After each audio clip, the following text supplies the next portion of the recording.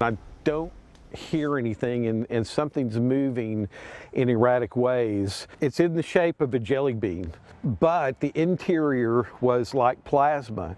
It was just going like this, you know. Chris Frederick has been a teacher for over 2 decades, and he currently works for a metro area school district. He showed us this video from January 25th. He's in his driveway off Northwest 21st in the Gatewood district. He said it all started that night when his wife wanted to go to Brahms, so they walked out to their car. But after a few minutes, neighbors were calling each other. He started calling neighbors, and before long we were all standing out in the street and had our phones out. Chris has been a drone pilot for about 10 years. He started working with them when he and his wife were realtors in Ardmore several years ago. He fired it up and attempted to fly his drone to get a better look at the object. The sky at night, you have to have aviation lights or it's not legal. But strange things started happening.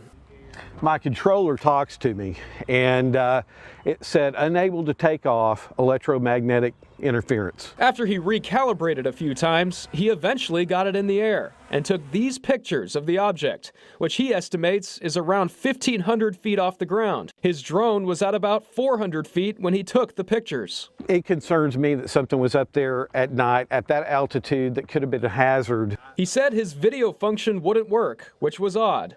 And there was something else. Only about 4 minutes and 18 seconds of flight time. It had a fresh battery in it. It has a 35-minute flight life. And as soon as I took those 3 pics, my controller said a low battery, return to home. Chris and his wife kept seeing that object for about 4 hours that night.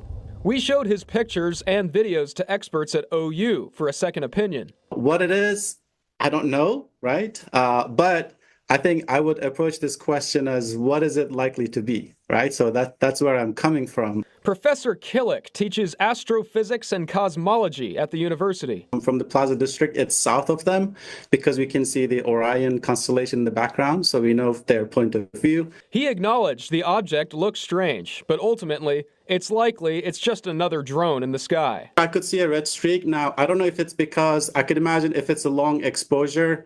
I don't know if it is. I don't know how long the exposure was, but, you know, a drone could have a red light on top of it, right? I mean, our planes have red lights on them. We took a look at the metadata, or digital picture information of the drone pictures. You can take a look at that info for all the images right here in Oklahoma City. Jason Berger, KOCO 5 News.